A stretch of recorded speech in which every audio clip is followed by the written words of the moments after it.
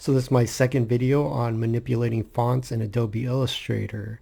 I hope you get a little bit of inspiration out of this. The second part of me just playing around with this text, direct selection tool, it's the white arrow.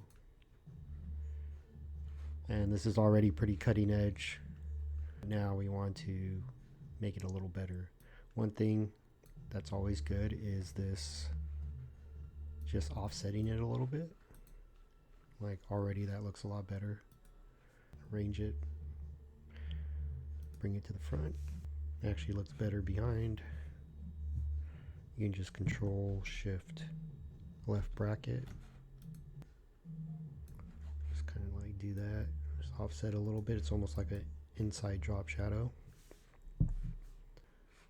First I'm going to ungroup this so that they're all separate pieces. Kind of look at the shape of the letters and see that manipulating each font individually. This font's pretty weak as it is. It's very simple. That was kind of dumb, but I guess that's why you shouldn't use the bit by bit. I don't even have that many. I would do it this way.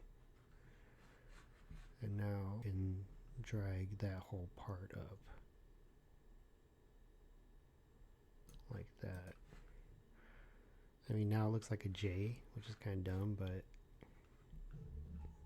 kind of get what I'm trying to do here. Put this like under here. And it's almost like you're just playing with pieces. How to just do very simple stuff for people who are just getting started. See, I'm doing here, I'm kind of lining up the font here. Actually, what I think I'm going to do right here is just kind of even that up a little bit, bring it up, play with the fonts. Actually, one more thing. That, man, the super cool, boo. Matches the inside and the outside will. And when you're clicking, you want to make sure that only the anchor point that you want to move is solid and the rest of them are blank. Stuff that there's a lot of room to get really creative with what you're doing. See, now it's actually kind of starting to look a little bit better here.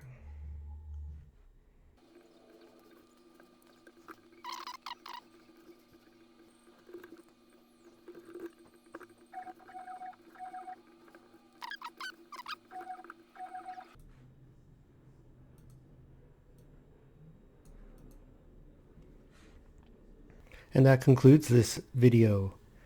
I have one video before this, and there may be more videos after this, although I don't want to beat this thing into a dead horse.